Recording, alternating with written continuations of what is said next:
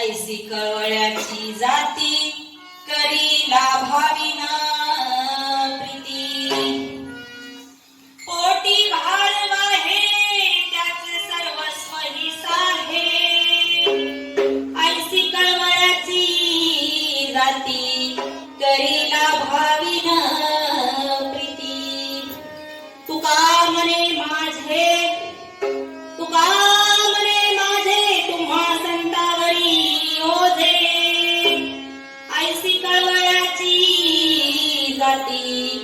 करीला भाविन प्रीती विठ्ठल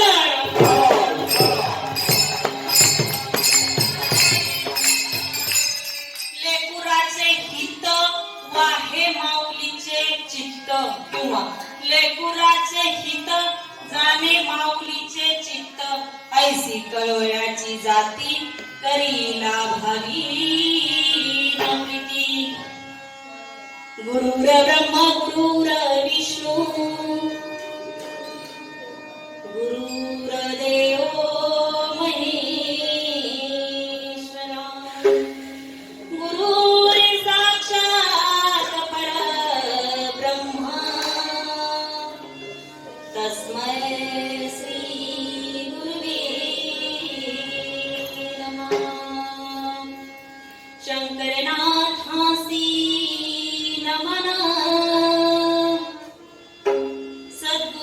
सद्गुरुरायासी नमन तुकामाईसी नमन नमो नमो सद्गुरुराया पांडुरंगा करू प्रथम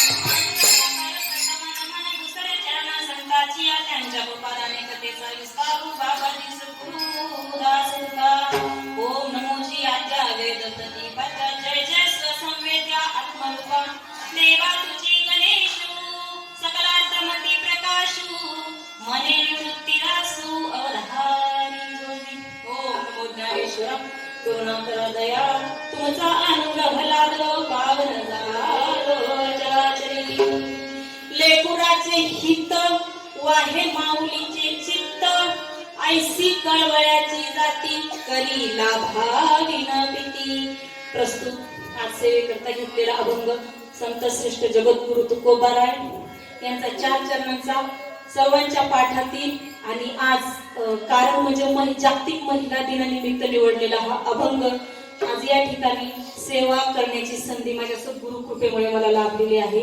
आणि तुमच्यासारखे प्रेमळ श्रोते, विष्णुमय श्रोते, मला म्हणजे सांगण्यासाठी काहीच नाही, कारण ऐकणाराही तोच आणि सांगणाराही तोच आहे. म्हणून मी सांगते, असं काही नाही, जे काय आहे ते माझ्या सद्गुरूंचं. आपण एकच तास बोलणार आहे मी, पण अतिशय म्हणजे एकदम ध्यान ठेवून कीर्तन आहे का, कारण आज निमित्त जरी पहिल्या दिनाचा असेल तरी सगळ्या जीवाचा उद्धार करण्याची आज माझी गुरुमाऊली बोलणार आहे. विठ्ठल विठ्ठल.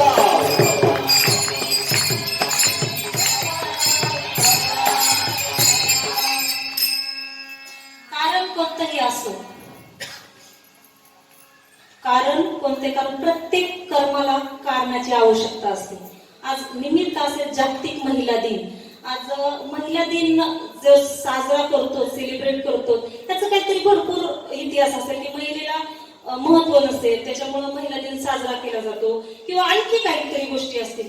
परंतु आध्यात्मिक दृष्टीने जर पाहिलं तर महिला आणि पुरुष दोघंही सारखे आहेत. आणि आणखी जर थोडं वरती जाऊन जर पाहिलं तर काही गोष्टी महिलेला दिलेल्या आहेत, म्हणजे स्त्रीकडे अशा शक्ती आहेत की त्या पुरुष लोकांकडे नाहीत. आणि दुसरी गोष्ट म्हणजे पहा, स्त्री ज्या वेळेस तिचं लग्न होतं त्यावेळेस ज्याच्यासोबत तिचं बंधन होतं, मरेपर्यंत शेवटी ती त्याच्याच बंधनात राहते, बरोबर की नाही? तसं स्त्री ह्या उपाधीने, कारण आता पहा, चराचर सृष्टीमध्ये भगवंतच नटलेला आहे. उपाध्या जरी वेगवेगळ्या असल्या तरी त्या त्याच्याच येतं, पुरुष असो व स्त्री असो, असा काय मला बोलताना फरक करायचा नाही. म्हणजे म्हणतात की जागतिक महिला दिन म्हणजे आमचं काय महत्व कमी काय नाही, तुम्ही आम्ही सगळे सेमच येतो. परंतु ह्या उपाधीमध्ये असं काय दिलेलं आहे भगवंतांनी की ह्यांचा उद्धार करणं तुमच्यापेक्षा सोपं आहे. विठ्ठल.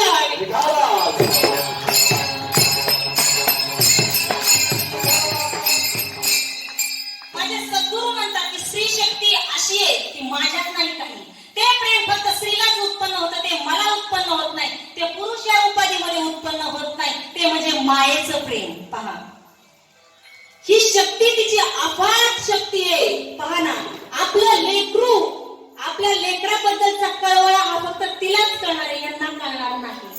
प्रेम करतील नाही म्हणत नाही, पुरुष मंडळी आपल्या लेकरांवरती प्रेम करतात, परंतु जो कळवळा तिच्यामध्ये आहे, तिच्यामध्ये येतो, तो पुरुषांमध्ये येत नाही. म्हणून स्त्रीला थोडं महत्व जास्त आहे.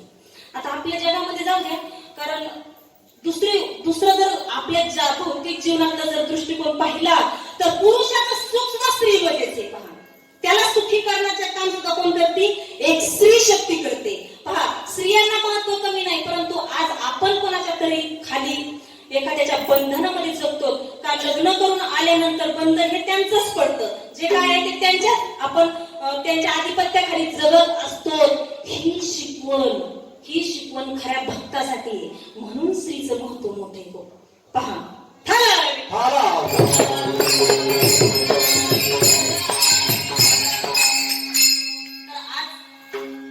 कोणताही असो, विषय आपला असणार आध्यात्मिकच.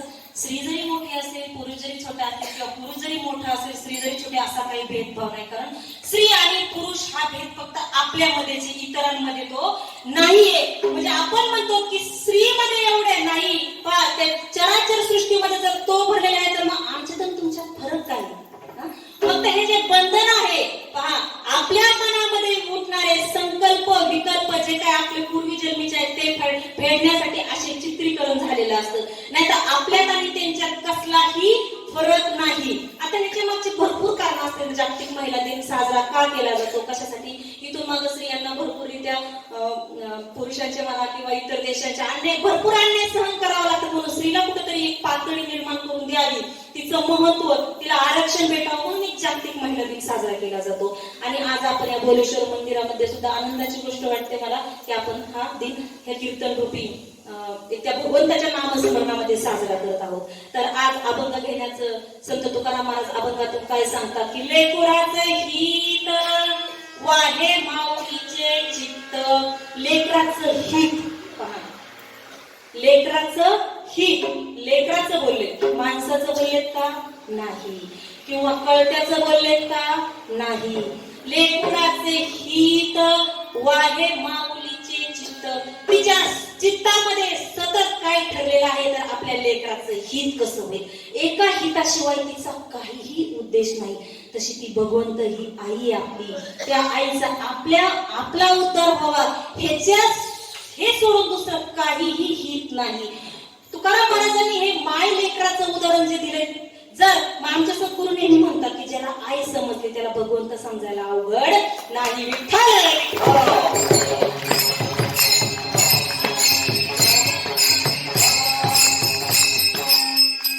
कारण ती भगवंत रूपी जी आई आहे, सद्गुरू रूपी जी आई आहे, ती सगळ्यांच्या एवढी जवळ आहे की पोटचं लेकरू सुद्धा तेवढं जवळ नाही. माता पित्यांना पोटचं लेकरू सुद्धा एवढं जवळ नाहीये.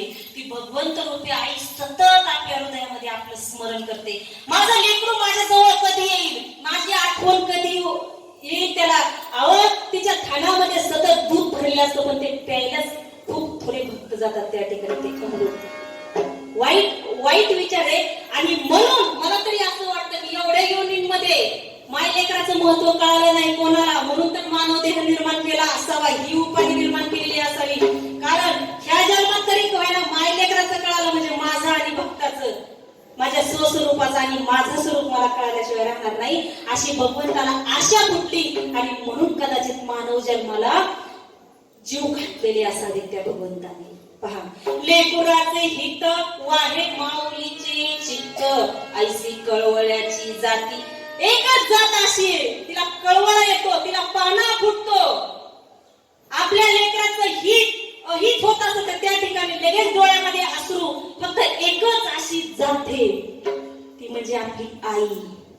ऐसी कळवळ्याची जाती करीला भाविन प्रीती. आता पहा, तिचे जी काय प्रेम करत असते आपल्या लेकरावरती त्याच्यामध्ये तिचा उद्देश असतो का हो कसला, कसल्याही प्रकारचं म्हणजे आशा अपेक्षा त्याच्या मागे दडलेल्या असतात का, की आपण आपल्या लेकराला एवढं प्रेम केल्यानंतर लेकरू आपल्याला असं तरी असतं का हो. प्रयोग करून पहा, असं तरी असतं का आपल्या आई लेकराबद्दल ज्या वेळेस जी काय माया करते, जी काय प्रेम करते त्यावेळेस तिचं कसलंही हित दडलेलं नसतो, कसलाही हेतू दडलेला नसतो स्वतःचा. तशी ती भगवंत रूपी आई आपल्याला इतकं प्रेम करती. माता पित्यांना आपल्या नाकातून तोंडातून घाण जरी यायला लागली बाहेर तरी ते आपल्याला सोडून जात नाही कुठं. आपल्या घरातले नातेवाईक सगळे सोडून जाते, पण बेडवर ज्यावेळेस आपण लोळत असतो त्यावेळेस ती आपल्याला एकट्याला सोडून जात नाही. आणि आपला हाच मेन पॉइंट होतो. काय होतो, ज्यावेळेस ती आपल्या जवळ असते ना त्यावेळेस आपण दुसऱ्याचा विचार करतो, म्हणूनच आपल्याला ती सापडत नाही. विठ्ठल विठ्ठल.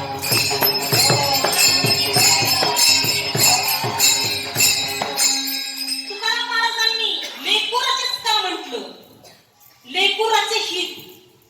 आपण सगळे त्या भगवंताचे लेकर आहोत.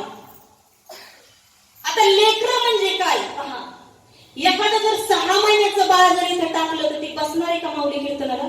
नाही बसणार. ती लोळणार कसं आहे, त्याला काय कळणार आहे का मी कुठे आहे, काहीही कळणार नाही. त्याने जर इथंच शिव आणि शी केली तर त्याला त्याची काही लाज वाटणार आहे का? नाही. आपल्यासारखा मी उठून जर इथं शिशु करायला बसलं तर आपल्याला सगळे लोक हसते आणि आपल्याला बी आतमध्ये लाज वाटेल, बरोबर की नाही. म्हणजे लाज हा विकार आपल्या मनामध्ये उत्पन्न झाला. ह्याच्या अर्थ आपण लेकरू नाही. त्याला उघडं नागडं कसंही करा, काहीही खायला घाला तरी ते खातं. आपण खाणार नाही, आपल्याला चव येते त्या ठिकाणी, लागते ना चव. त्याला चव हा प्रकार नाही. पहा, त्याला बी शरीर आहे, आपल्याला बी शरीर आहे. डोळे नाक पाय सगळं काही त्याला आहे, ते आपल्याला बी आहे. मग त्याच्यात काय नाही जे आपल्यात आहे, कळते पण त्याच्यामध्ये कळते पण नाही, आपल्यामध्ये कळतंय. आपल्याला हे कळते पण आपल्या मुळा आलंय, म्हणून तर आपण लेकरू नाही. विठ्ठल विठ्ठल.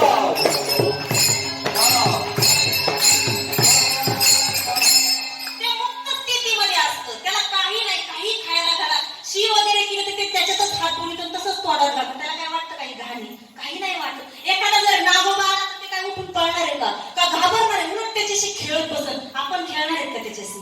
ह्याच्या अर्थ आपण लेकरू नाही. मग आपल्या तर त्याच्यात फरक काय पहा. ती सद्गुरू माऊली हे जे लेकरावरतीच कृपा करते. म्हणून आपण एवढ्या दिवस झालोय तर कितीतरी जन्मापासून त्याच्या भक्तीसाठी, कारण आपलं एकमेव कर्म आहे फक्त त्याला प्राप्त करून घेणं, आपण आपल्या स्वस्वरूपाला प्राप्त होणं. आपण समुद्रमय अथांग आहोत आणि नदी रूपामध्ये इकडे तिकडे भरकडत आहोत. आपल्याला त्याला जाऊन भेटायचंय. अनंत योनीपासून आपण त्याचे जप जाप्य करतोय पहा. आणि त्याच्यामुळे तर आपल्याला मानव देह भेटला. आणि मानव देहामध्ये बी चिंचोळे नगर सारखं, भुवनेश्वर मंदिरासारखं दररोज नामसंकीर्तन या ठिकाणी चालू असतं. आपलं सौभाग्य थोरे. मी तर म्हणते आपल्याला इतकं लाभलंय ना की काहींच्या कानाला वर्ष 2-2 वर्ष हरिनाम बी ऐकायला भेटत नाही. त्या ठिकाणी कुठेतरी टाळाचा आवाज आला तरी असं आवाज ऐकू वाटतं. आपली तर पोट भरे, म्हणजे आपलं भाग्य थोरे. आपण आतापर्यंत श्रवण करतोय, ऐकतोय. कीर्तन हा मनोरंजनाचा विषय नाही. कधीच मनोरंजन म्हणून घेऊ नका. इथे येताना कसलाही हेतू ठेवू नका. निष्काम भक्ती, निष्काम प्रेमाने, निष्काम वृत्तीने त्याची भक्ती करायची आपल्याला. मी त्याच्यासाठी करते, माझ्यासाठी मला काहीच नकोय भगवंता. मी मंदिरामध्ये जाणार, जे काही श्रवण करणार फक्त तू करावं म्हणून करतात. आतापर्यंत ऐकलंय आपण फक्त, आता आपल्याला करायचंय. आता पुढचं पाऊल उचलायचंय. आणि ज्या वेळेस आपण पुढचं पाऊल उचलू त्याच वेळेस या भुवनेश्वराला खरा आनंद झाल्याशिवाय राहणार नाही.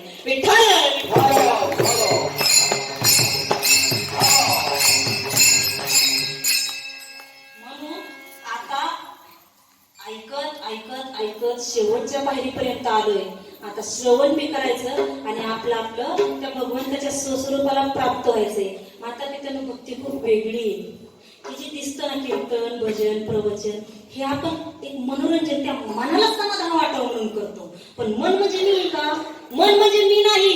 पण देह म्हणजे मी आहे का? देह म्हणजे सुद्धा मी नाहीये. मग मी कोण आहे?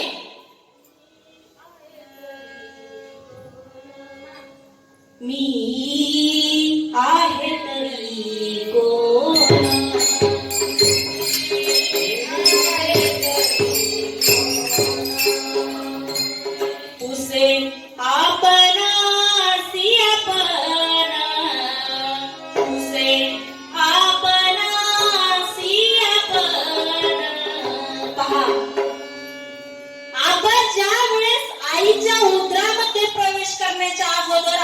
पित्याच्या मस्तकामध्ये 2 महिने राहिले. किती महिने?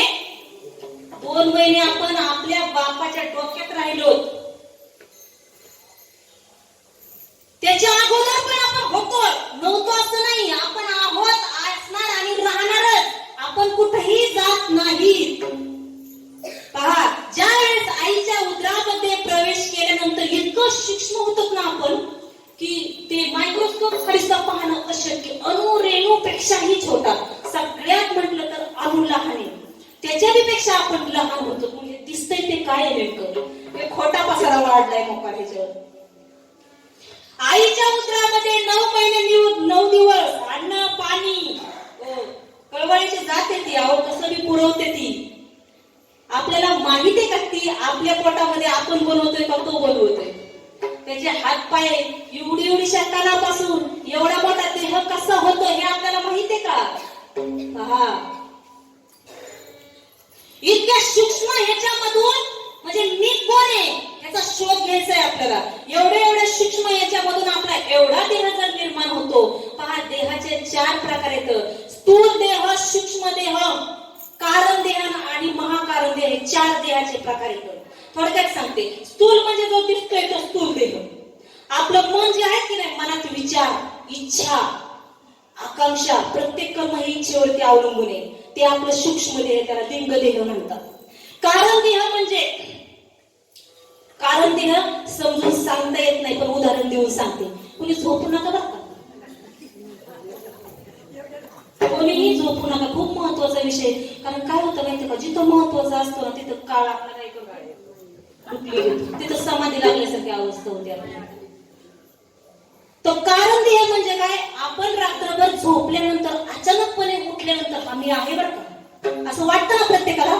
आम्ही झाले बरं का, मी आहे असं वाटणं, तो एक सूक्ष्म विचार आहे. पण आहे असं वाटणं ते झालं कारण देह.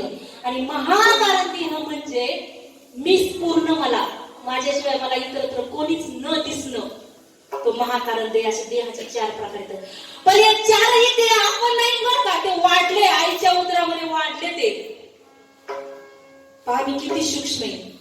देह मनोनी मी रमलो तयाच्या चिंती स्वहिता मुकलो. देह हे पंचभूताच देह. हे कुणाचं आहे? आईच्या उदरामध्ये कसं निर्माण झालं? ते 5 भूतांपासून, पंचभूतांपासून निर्माण झालेला तो देह आहे. म्हणजे पहा मी किती सूक्ष्म आहे. पण मी आहे मात्र निश्चित. मग तसं सूक्ष्म लेकरू व्हायचंय आपल्याला. देहाने म्हणत नाही, मनाने सुद्धा म्हणत नाही मी. कारण देहाने नाही, महाकारण देहाने नाही.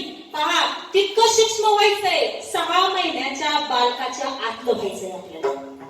मग ते कसं होणार? तेव्हा त्याला खरं परमार्थ म्हणतात. आणि ते आपल्याला गाठायचंय. ग्रंथामध्ये तुम्ही ज्ञानेश्वरी मधून पहा ना, सगळी ज्ञानेश्वरी या 3.5 हाताला सोडून काहीच सांगितलेलं नाही महाराजांनी. माऊली विठ्ठल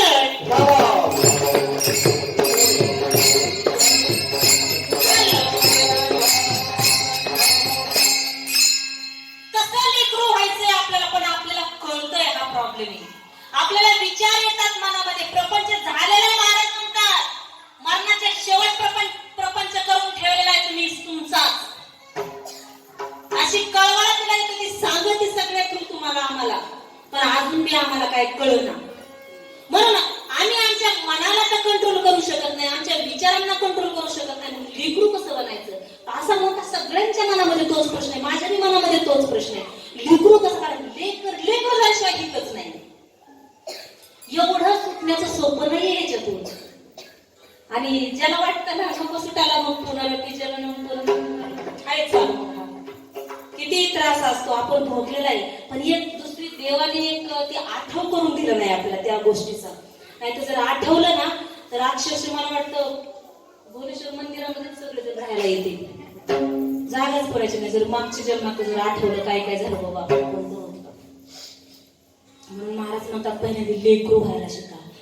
म्हणून तुकाराम महाराज एका अभंगा म्हणतात, लहानपणा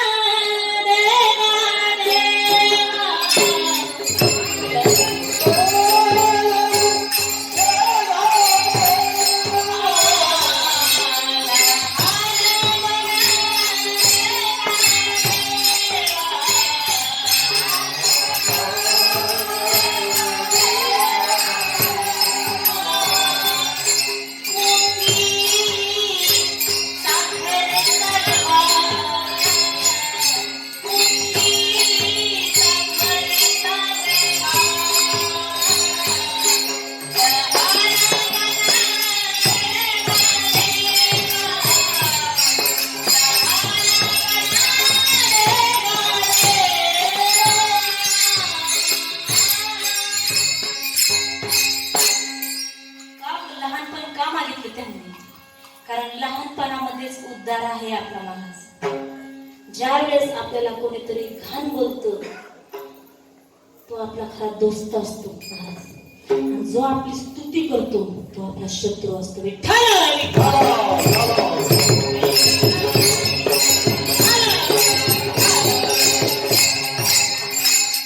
कसं आहे, नाथा घरची उलटी खुन समोर उलट इथं. जे चांगलं वाटतं आपल्या मनाला समजायचं आपला घात आहे या ठिकाणी. बरं तोंडाला वाटू द्या चांगलं, मनाला वाटू द्या चांगलं, पण जे जे चांगलं वाटतं एका भगवंताच्या नामाशिवाय, ज्याला नाम चांगलं वाटतं उत्तम गोष्ट आहे, पण एका भगवंताच्या नामाशिवाय ज्याला जे चांगलं वाटतं ते आपलं घात केल्याशिवाय राहणार.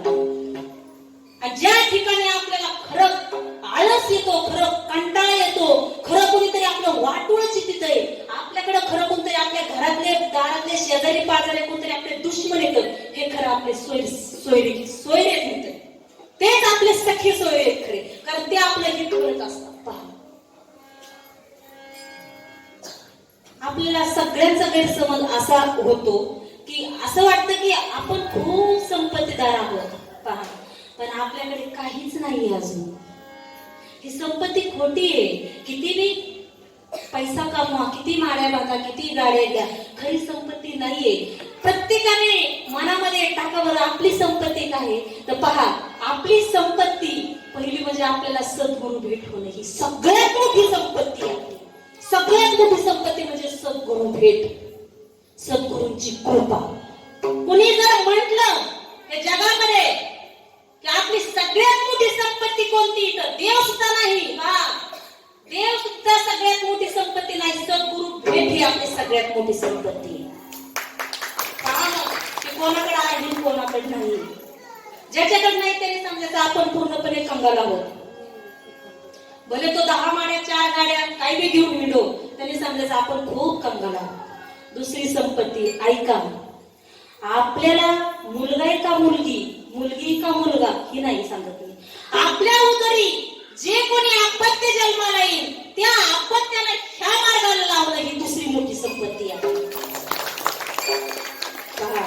ह्याच्या सारखं काहीच नाही. आणि आपल्याला सतत सतत न आठवता सुद्धा तो मनामध्ये येतो आपल्या, ही 3 नंबरची संपत्ती. विठ्ठल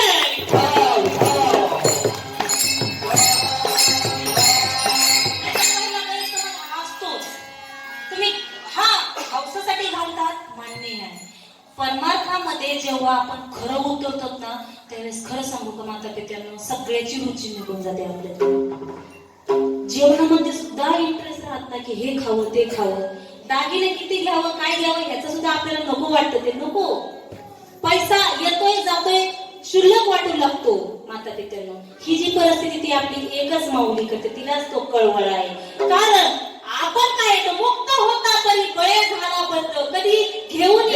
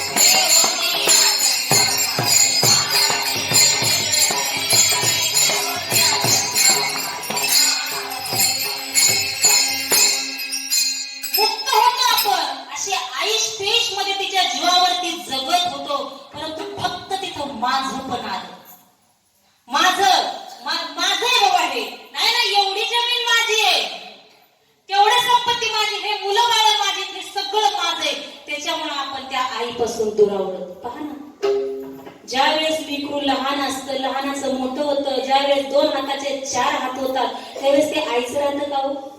ते खेळणं येतं ना त्याला, त्याच्यासोबत ते खेळत बसतं. आईचं ध्यान राहतं का त्याला?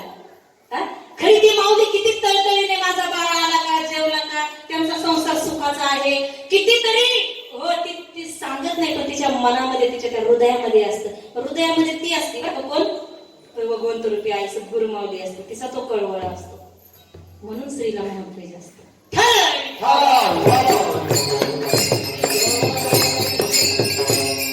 ती त्या खेळण्याच्या रूपाकडेच पाहत बसतं आपलं लेकरू पोटचं, नाही का? आलेली पत्नी तिला नटवणं, तिच्यासाठी घेणं, बरोबर ना? आणि आपली जी जन्मदाती आई, तिने एवढ्या कळ्या सोसलेल्या असतात ते विसरून जातं.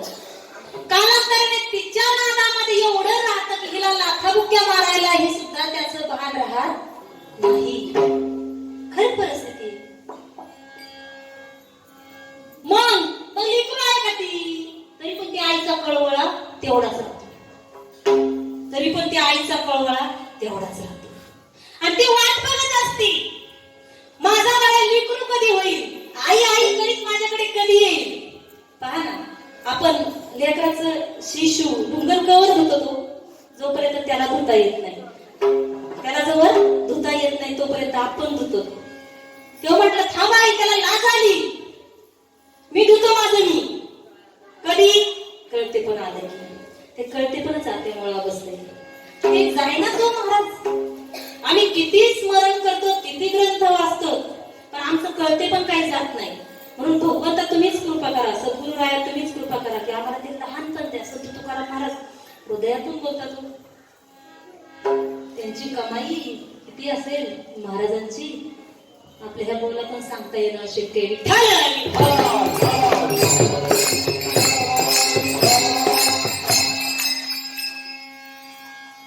म्हणून लहानपण पाहिजे. लहानपण आपली ज्या वेळेस लेकरं मोठाली होतात, आईपासून दुरावतात, तसंच सेम आपलं ज्या वेळेस आपल्याला बालपणापासून 6 महिन्याच्या नंतर आपली वाढ होत गेली, आपल्याला मने होतच, पण मनामध्ये विचार येऊ लागले, खेळणं खेळावंसं वाटू लागलं, आईने खेळणं नाही दिलं, खेळणं तोडून जरी टाकलं तरी ती आई तेवढंच प्रेम करते त्याच्यावर. दृष्टांत देते, हा दृष्टांत झाला. आता खरं जर ऐकायचं तर मग ती जी भगवंत रूपी आई आहे, तिने काय नाही दिलं आपल्याला. आपल्याला काही करायची गरज नाही. आपल्या शरीराला काय लागतं? अन्न, वस्त्र, निवारा. थोडक्यात बोलताना आपलं म्हटलंय, पण आपलं नाही ते. ह्या शरीरामध्ये आपण नांदतोय, आपण मानव देव. हे खेळणं झालं, आपल्याला खेळावंसं वाटलं या खेळण्यातून. तिला मागून घेतलं, आई मला देह दे मानवाचा. मानवामध्ये थोडेसे खेळतोय आम्ही. ती जसं तसं पूर्वी ती 9 महिने 9 दिवस आतमध्ये सांभाळ. त्या म्हणतात ना महाराज, लघवीच्या आणि संडाच्या पिशवी कशी जगवती, कशी जगवत असेल ती. आईच्या एवढीच्या छिद्रातून त्याला बाहेर सुखरूप काढते, कशी काढत असेल हे का विचार. ही कोण करतो? ही जन्मला ती आई, ती नाही करत. ती काही पण करीत नाही. आपली सद्गुरु माऊली करते, आपली भगवंत करतो. एका भगवंताशिवाय कुणी नाही करत. जन्माला आल्यानंतर आईला दूध फोडण्याचं काम कोण करतं? आपण करतो. आपण पिळू काढतो? नाही काढत. इतर वेळेस का त्या आईला दूध फुटत नाही, त्याच वेळेस का फुटतं? तिला काळजी आहे. अहो, ती या सगळ्या निसर्गामधून आपली सेवा करते. परंतु सांगायला इतकं वाईट वाटतं, माझं हृदय असं रडून येतं ना की त्याचा कळवळा आपल्याला येत नाही. हवेच्या माध्यमातून सतत ऑक्सिजन देते, अन्नधान्याच्या माध्यमातून सतत तुम्हाला अन्न पाणी देत असते, पाण्याच्या माध्यमातून तुमची तृषा भागवते, सतत भागवते. पाऊस नाही पडला तरी ती पाणी देणार याची चिंता करूच नका तुम्ही. ती देणार, कारण तिच्यासारखं जवळ आपलं पोटचं पण नाहीये. आपण कधी आपल्या जन्माला आल्यापासून त्या हवेचे उपकार मानले नाही? मानले. अहो, एवढंच नाही, त्यांनी खेळण्यासाठी पृथ्वी निर्माण केली, माती निर्माण केली, आणि त्याच्यावरतीच आपण तिचं घेऊन आपला अधिकार गाजवतोच. हा धर्म आहे का? धर्म आहे. एवढं अधर्माने वागून सुद्धा आपण तिने तिचा कळवळा मात्र सोडलेला नाही.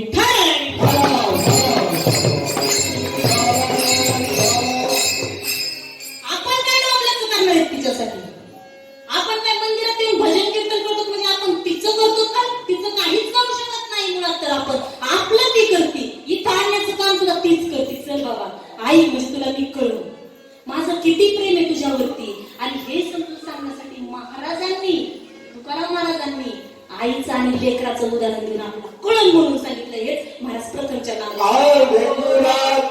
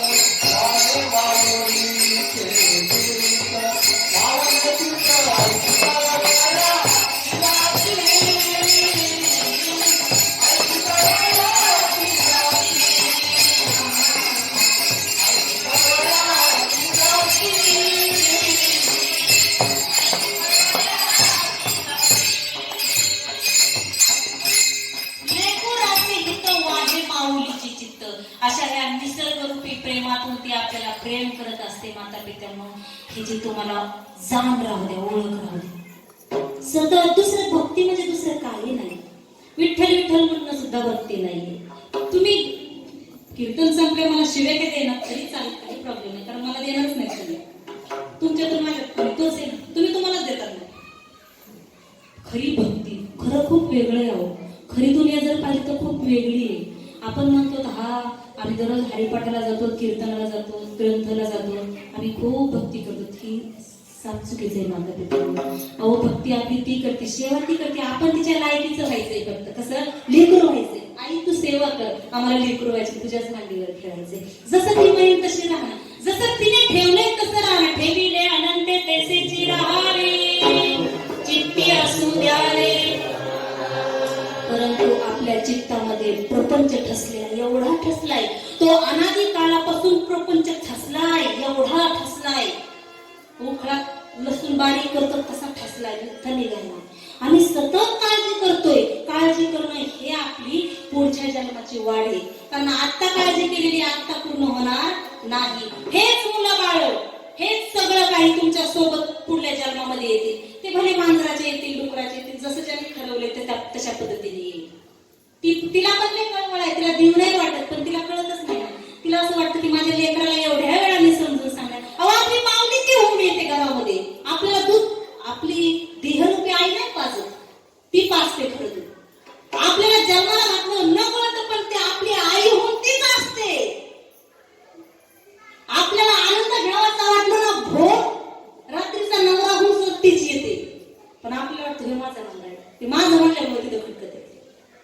आपल्याला वाटलं आपल्याला मुलगा पाहिजे, मुलगी पाहिजे, लगेच आपल्या लेकराचं हित पाहते की मुलगा रूपी तिच्या पोटाला येते, मुलगी रूपी तिच्या पोटाला येते. लगेच एवढ्या आपल्या इच्छा ती पूर्ण करते. पण आपल्या इच्छेची हाव कधी कमी झाली, ते बी जाऊ दे, आणखी इच्छा करा, पण ते इच्छेच्या मागे सुख आहे खरं नाही. सतत कळवळ आहे. प्रत्येक कर्म दिसायला सुखी आहे, प्रत्येक कर्म दिसायला सुखी आहे, परिणाम त्याचं दुःख आहे. पहा कोणतंही कर्म पहा, खाणं हे परिणामी सुख वाटतं आपल्याला खाताना. पावभाजी असो, जिलेबी असो, वडापाव असो, खाताना सुख वाटतं, आणि बाहेर काढताना परिणाम दुःख हे होते, घाणच होतं ना. म्हणजे प्रत्येक कर्म हे येताना सुखी वाटलं, कीर्तनाला येताना सुद्धा कारण प्रत्येक कर्माचं बोलते, येताना सुखी वाटलं, परंतु बसल्यानंतर अर्धा पाऊण तास झालं कळवळा यायला लागला, पायांना हातापायांना कळकळ यायला लागली, दुःख परिणाम दुःख. म्हणजे प्रत्येक कर्म हे सुख वाटतं, पण दुःख हे कुठं प्रपंचामध्ये. परंतु जेव्हा आईच्या मांडीवर बसून लेकराला काही वाटणार आहे का, म्हणून लेकरू व्हायचं. आणि त्याच लेकराचं म्हणून तुकाराम एकाच बोलावरती बोलते अजून, मला वाटतं 4-5 तास लागतील सगळं आपण सोडायला. पण आता लेकूराचे झालंय, आपण लेकराचं शिक्का करते, कारण लेकरू सगळं अवलंबून तिच्यावरती असतं. त्याच्यासाठी आई काही पण करेल ना, मग आई का नाही काय करणार. एवढं जर तिने निर्माण केलंय कोणासाठी, खास आपल्यासाठी. मला सांगा, ज्वारीचा, बाजरीचा, शेंगदाण्याचा जे काय आपण खातो ह्याचा कारखाना कुठं आहे का? नाही. भले आपल्या कपड्यांचा तरी कारखाना कुठं आहे का? कापूस निर्माण करण्यासाठी चला बाबा माणसाने मी केलंय म्हणतो करते, पण आणि त्यांनी काय निर्माण केलं हे दाखवावं आणि मग नंतर म्हणावं अरे माझं पण म्हणायचं तरी तुझी लायकी आहे का? शरीरावरती अधिकार दाखवतोय. पहा आपण हे माझं शरीर म्हणतो, आता उठून जर त्या आजोबांनी माझ्या थोबाडी दिली आणि मी जर त्यांच्यावर रागवले, मला अधिकार नाही रागवण्याचा, हे माझं नाहीये. आपण अधिकार गाजवतो हा अधर्म आहे. आणि पूर्ण ज्ञानेश्वरी, पूर्ण भगवद्गीता धर्म आणि अधर्मावरती सांगितले. तुम्ही धर्माने जगा ना. अरे माझं काहीच नाही, मी किती आहे मगाशी सांगितलं, मी दिसत पण नाही, इतका छोटा निर्गुण निराकार माझं रूप आहे, निर्विकल्प माझं रूप आहे, कसलाही कल्प मनामध्ये न उठणं हे माझं मूळ रूप आहे. सध्या आपण कोणीही मूळ रूपामध्ये नाहीत, आणि मूळ रूपाला आपल्याला जायचंय. आणि गेले आपण मूळ रूपाला समजायचं, आपण खरं भक्त झालो.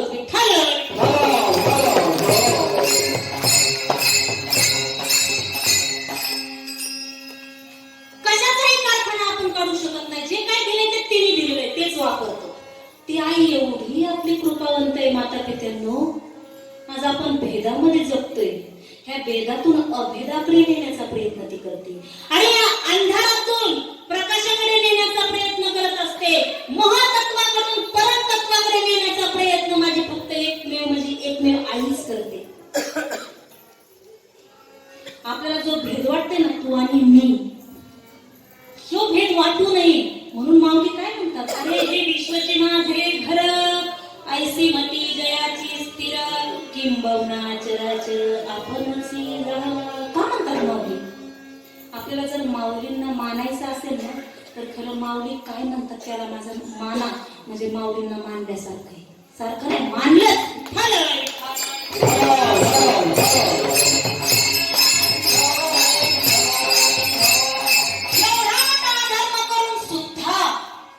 तिने आपल्याला कधी टाकलं का हो? कधीही टाकलं नाही. अरे मित्रत्वामध्ये ज्यावेळेस मी होते ना, जखमा झाल्या माझ्या पायाला, सगळेजण दगड आणायचे मला, वास यायचा त्या जखमेचा, परंतु तिने सोडलं मला, त्या आईने सोडलं नाही सोडलं. अरे जरा डुकराचा जन्म माझा होता ज्यावेळेस मी वेणी असेल त्या गटारीमध्ये, माझ्या बाळाचं त्या पिल्लांचं राखण कुणी केलं? तिनेच केलं. पावसा पाण्यापासून ऊन वाऱ्यापासून कोण रक्षण करते? आपलं तीच करते. एका आईशिवाय कोणीच करत नाही. पहा, माझा नवरा, माझी बायको, माझी पोरं, माझं घरदार, माझं हे जग सगळं तीच म्हणून आपल्यासोबत नांदते. पण ते आपल्याला हे वरचं चांगलं बघितलं ना, काळं गोरं, आपण त्याच्यावर खेळ खेळते. खरं आपला हात म्हणजे तीच आपलं काका हे नाही का, नाथ महाराज म्हणतात ना, नाताळगराची उलटी खुणून आपलीच उलट पण झाली. आपण वरचं पाहून, चांगल्याला पाहून पारख करतोय, विचाराला पाहून पारख करतोय. विचार म्हणजे मी नाहीये. हे देहाला जर तुम्ही पारखून जर केलं तर तुम्ही कितीही जन्म फिरा, आपल्याला ते भेटणारच नाही. आणि मांजर असू, कुत्र असू, गाढव असू, उंट असू, त्या भगवंतालाच भेटण्यासाठी सगळे प्रयत्न करत असतात. हे आता पण त्या योनीमध्ये त्यांना बुद्धी नसते की कसं करावं. ह्या योनीमध्ये बुद्धीच्या वैभवान्य नाही तुझे, एका केशी राजे सकळ असते. ह्याच मानव जन्मामध्ये बुद्धी भगवंताने प्राप्त केली, म्हणून आलेला जन्म वायाला घालायचा नाही. मग आमचा दुसरा प्रश्न महाराजांनी करायचं काय? आलेला मनामध्ये विचार असो, आलेलं कर्म असू, भले ते हे का असाय ना, मग ते तो करतोय, त्याला काय करायचं ते करून घे. कारण तुमचा कर्म जे झालेलं आहे शेवटपर्यंत तुमच्या नशिबात असलेले कर्मच होणार.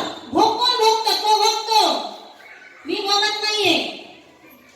आणि दुसरी गोष्ट म्हणजे तिला खुश होण्यासाठी आपण सतत कीर्तनातून ऐकतो कसं वागायचं, आपलं आचरण विचार कसा पाहिजे, तिला आनंदित करण्यासाठी कुणाला? आईला. आईचं गुणगान लेकराने जर गायलं तर आईला काय वाटतं? आपल्या लेकराने जर आईचं गुणगान गायलं, आपल्या जन्मदाती आईचं गुणगान गायलं तर तिला काय वाटतं? तसं तिचं गुणगान कसं गायचं? आई सगळं काही तू करते, मला फक्त तुझ्यात खेळायचंय आता, आणि खेळून खेळून शेवटी तुझ्या अंगाला येऊन चिकटायचंय. मला दुसरीकडे कुठेही जायचं नाही, फक्त एवढं करायचं नाही तर आपला प्रपंच झालाय. उद्या काय होणार आहे त्याच्यात आपण काहीही बदल करू शकणार नाही. कोणाशी भांडणं असतील तर ती घडणार आहे, पण ते करते म्हणून करा. मी करते म्हटलं की पुढल्या जन्मात पुन्हा फिरवा फिरले आहे. हे व्यापारच ना, काय एकमेक विचारांची देवाणघेवाण आहे आपल्या ह्याच्यामध्ये. हातपाय तसे चालत नाही, ध्यानात ठेवा. आपण आपलं चिंतन करायचं, इतरांचं चिंतन करायचं ना. आपण करा सोडवणं, संसार बंधना तोडावे, आपणच आपली सोडणूक करून घ्यायची. आणि जीवनामध्ये एकच श्रेष्ठ तत्व आहे, एकच, की ते आपल्याला ह्याच्यातून मुक्त करू शकतो, ती म्हणजे सद्गुरू माऊली. म्हणून माता पित्यांनो, तिच्यासारखं कुणीच नाही या जगामध्ये आपल्याला सोडवणार, आपलं हित पाहणार. म्हणून तिच्या चरणी सतत लोळण घ्या, जशी ठेवी तशी राहा. आपण ज्यावेळेस शेळी होतो ना, मी ज्यावेळेस शेळी होते ना, त्यावेळेस काय झालं, तिच्याच उदरी जन्म घेतल्यानंतर खाली असे जरा दगड वगैरे असत होते, आणि मला टोचन म्हणून बघा ती शेळीच्या रूपात कशी सेवा करते आपली. ज्यावेळेस आपण शेळी होतो, कारण सगळं मी फिरलेलं आहे, 100% प्रूफ. आठवत पहिली गोष्ट सोडून द्या. कधी त्यांना खेळे खरडू लागले, ते डोळा बाजूला करू लागले, हे कसं कळालं हो तिला? कसं काय कळालं तिला? माझ्याने कळाला. त्यावेळेस लिकूर होतं की नाही? आपण प्रत्येक जणांना खिस होते, लिकूर असतं तर मोठं होतं, लिकूर असतं मोठं होतं. आणि मराठी टायमिंगला एवढं मोठं होतं कसलेही वासना सोडून जातो, पण त्या जन्मात म्हणून कसलेही वासनेचं बीज ठेवू नका आपल्या मनामध्ये. कसलीच वासना ठेवू नका मनामध्ये. फक्त वासना एकच ठेवा, कारण वासनेशिवाय तर सोडणं नाही, भोगाशिवाय भोग संपूस तर सोडणं नाही ह्याच्यातून. हे फिक्स आहे. ज्याचा भोग संपला तो त्याच क्षणी गेला. उधारी संपली ना तिथं व्यापार संपतो. आपला हा व्यापार आहे. तुम्ही म्हणता कसं? एखाद्या डॉक्टरचं मागच्या जन्मातलं जर बिल राहिलेलं असेल ना, तर ह्या जन्मामध्ये आपल्याला आजार होऊन त्या डॉक्टरच्या बेडवर जातो आणि मग उधून त्याला देतो. ही आपली उधारी फेडण्यासाठी